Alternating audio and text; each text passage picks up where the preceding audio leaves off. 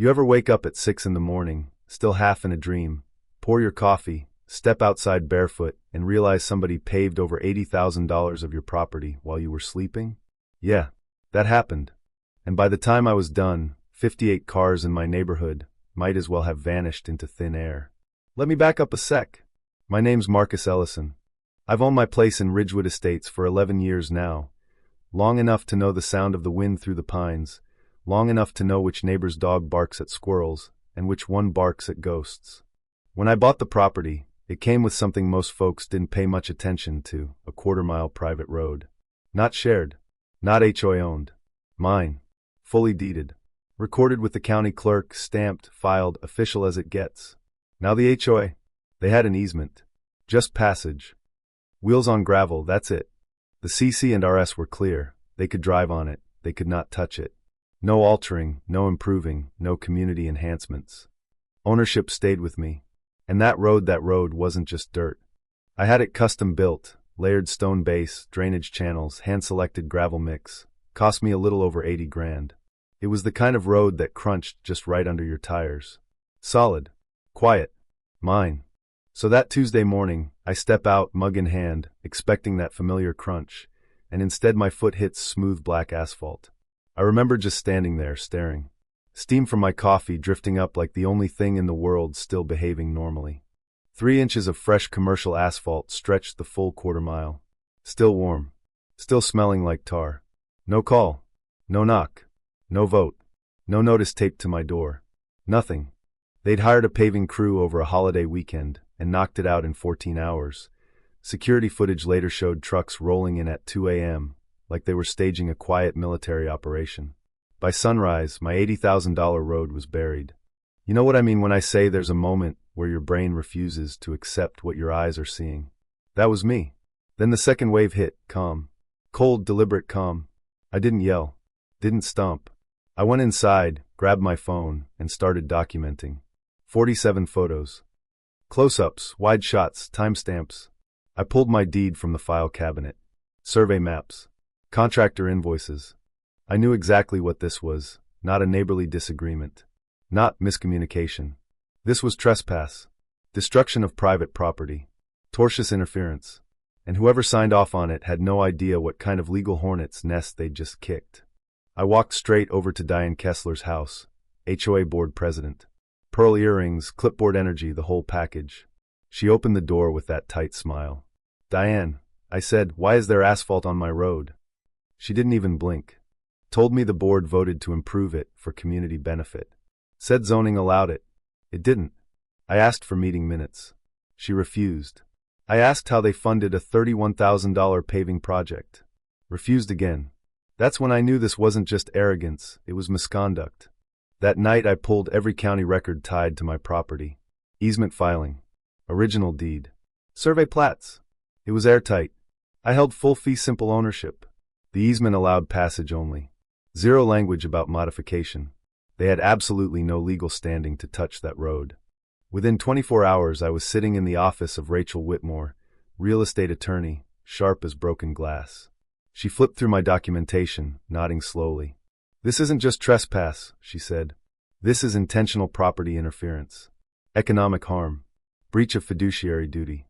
She laid out the plan, certified demand letter first. Independent damage assessment. Then county court if they didn't fold. 2 days later, the certified letter hit their mailboxes. It spelled out everything: trespass, due process violations, destruction of private property. We demanded full restoration, reimbursement, plus punitive damages. 2 weeks passed. They denied everything. Claimed it was a community improvement. Tried to hide behind the arbitration clause in the CC and RS. Rachel just smiled when I showed her the response. "Textbook deflection," she said. We ordered an independent evaluation.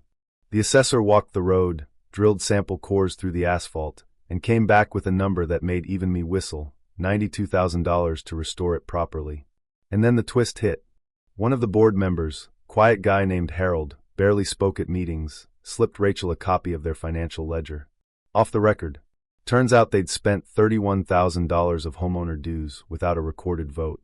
No minutes. No approval. Nothing. That changed everything. Now it wasn't just me versus the board. It was 58 homeowners realizing their money had been spent in secret on property the HOA didn't even own. Insurance? Wouldn't cover it. Their general liability policy excluded unauthorized modifications to third-party property. That meant personal exposure. Homes, savings, retirement accounts. Rachel sent a second letter, this time addressed individually to each board member. It detailed their fiduciary duties and what personal liability really meant. You could feel the temperature in the neighborhood shift. At the next HOA meeting, I sat front row silent. 63 homeowners packed into that clubhouse like a pressure cooker. People were furious, not at me but at the board. Diane tried to argue architectural control provisions gave them authority. Rachel stood, cool as ice, and dismantled that argument in about 90 seconds.